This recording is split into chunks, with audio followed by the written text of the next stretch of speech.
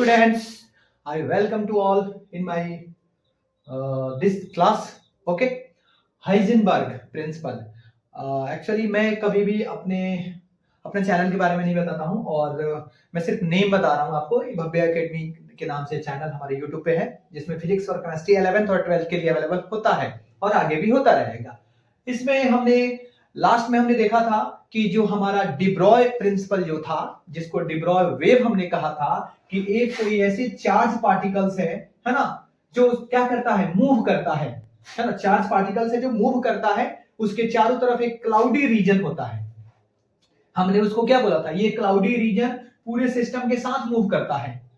मैंने डिफरेंशिएशन बताया था कि हमारा जो मैकेनिकल वेव था, इलेक्ट्रोमैग्नेटिक वेव था, और तीसरी तरह का वेव के बारे में बताया था जिसको मैटर वेव कहा गया था. वही मैटर वेव जो एक चार्ज पार्टिकल्स होता है जो बहुत ही हल्का होता है, जिसकी मास बहुत ही कम होती है.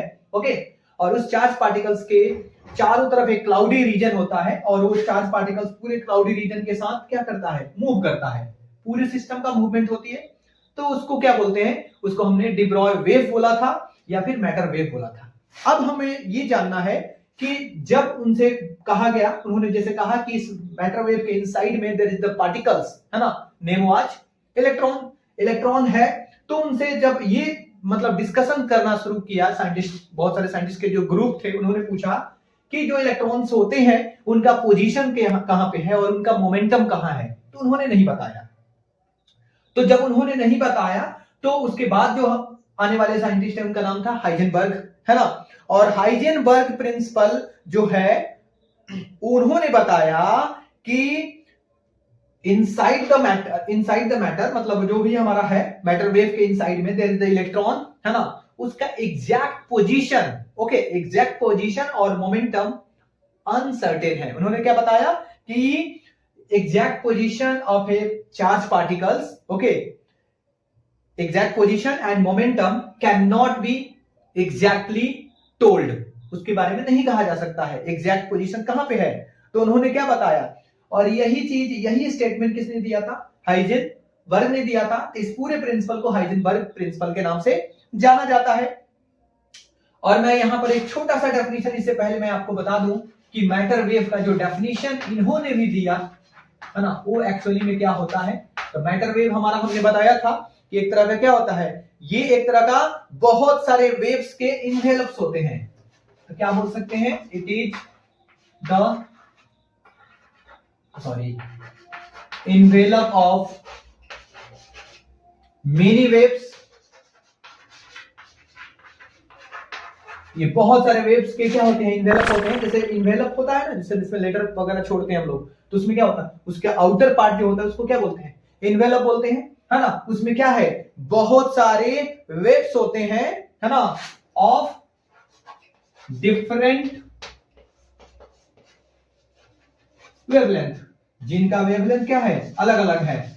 ये सारे के सारे उस इन्वेलप के इनसाइड में प्रेजेंट है ना. डिफरेंट वेवलेंथ जो क्या करता है, पूरे मतलब सिस्टम के मोशन को कंट्रोल करता है. यानी हम कह सकते हैं विच कंट्रोल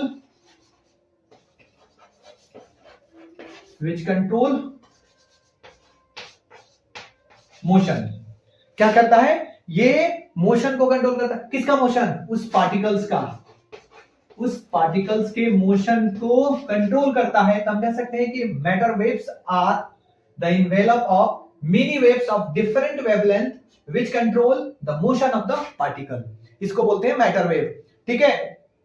इन्होंने क्या बताया था कि इसका पोजीशन यानी क्या है, अनसर्टेन है, मतलब फिक्स नहीं है कि इसका पोजीशन कहां पे होगा. इलेक्ट्रॉन उसमें है लेकिन कहां पे है ये फिक्स नहीं है. तो उन्होंने क्या बताया था, अकॉर्डिंग टू हिम, स्टेटमेंट क्या था उनका, the position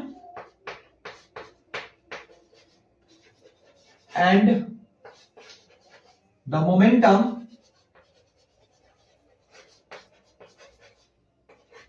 of a particle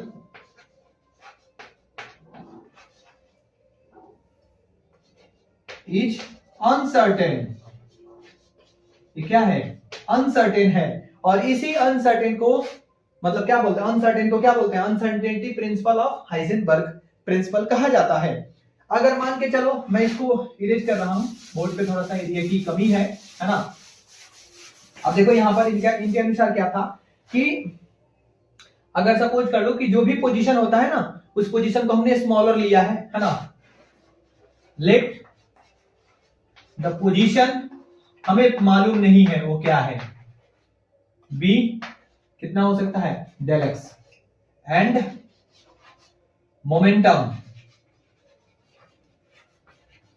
momentum को बी डेल पी, ये लिया।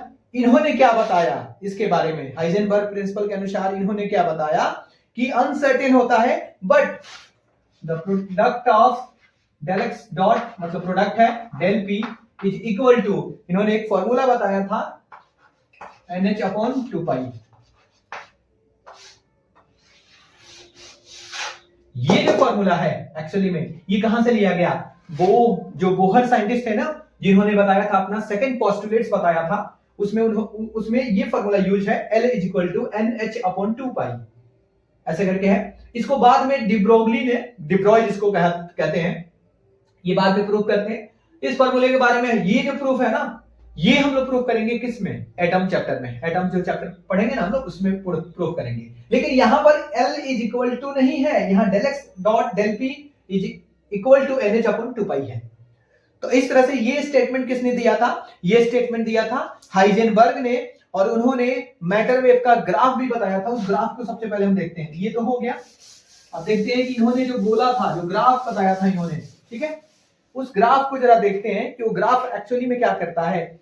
ये हमारा एक एक्सिस है, इस एक्सिस पे उनके अनुसार जब ग्राफ ऐसे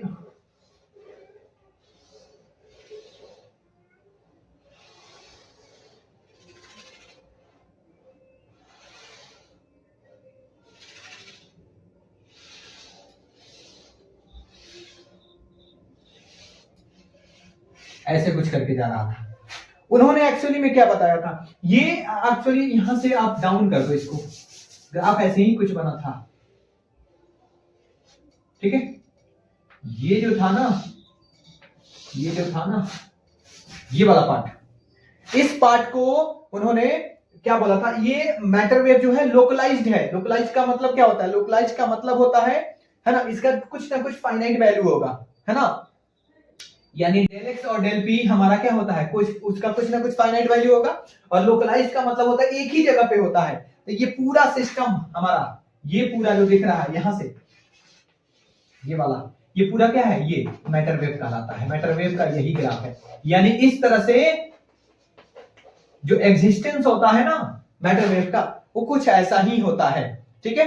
और जब ये स्प्रेड, मतलब ये क्या है, जब ये स्प्रेड करेगा ना, मतलब आगे जाके जब ये प्रोपेगेट होता है और जब यहाँ पे स्प्रेड करता है, तो इसका जनरली जो ग्राफ होता है ना फुल वेव का, वैसा ही कुछ हो जाता है ऐसे, ये आगे तक चलता है। ये फुल वेव का है जब ये स्प्रेड करेगा तो, ठीक है। इसमें एक चीज और है कि जब इसने ये चीज बताया था, तो मैं इसको थोड़ा सा इरेज कर रहा हूं, और देखो यहाँ पर स्टूडेंट्स इन्होंने और क्या बताया था इसके बारे में, है ना। इन्होंने ये चीज बताई थी कि अगर हमारा मतलब पूरे स्पेस में हम जाते हैं ना, तो पूरे स्पेस में क्या है, जो पोजीशन था, अगर उस डेल पी का जो वैल्यू है अगर हमने इक्वल टू 0 कर दिया, तो डेल एक्स का वैल्यू क्या होगा। डेल एक्स का वैल्यू सोचना, हमारे पास फॉर्मूला क्या था, इन दोनों का product is equal to NH upon 2 pi. NH upon 2 pi, del x यहाँ पे है, अगर ये नीचे जाएगा मतलब इधर से उधर जाएगा, जब मल्टीप्लाई में है तो उधर जाएगा तो डिवाइड होगा, और जब समथिंग डिवाइड में आ रहा है तो क्या मतलब डेल एक्स का वैल्यू हमारा क्या हो जाएगा, मतलब ये अगर 0 हो गया, डेल पी हमारा 0 है, तो हमें पता है कि del p dot del x is equal to NH upon 2 pi. और जब ये वैल्यू हमारा, ये वैल्यू हमको निकालना है, तो इसको ले जाएंगे, ये क्या होगा 1 अपॉन डेल पी हो जाएगा, और पूरा डेल पी का वैल्यू ही हमारा क्या है 0 है। अगर इसको आप 0 कर देते हो तो होल वैल्यू क्या होगा, इनफाइनाइट होगा।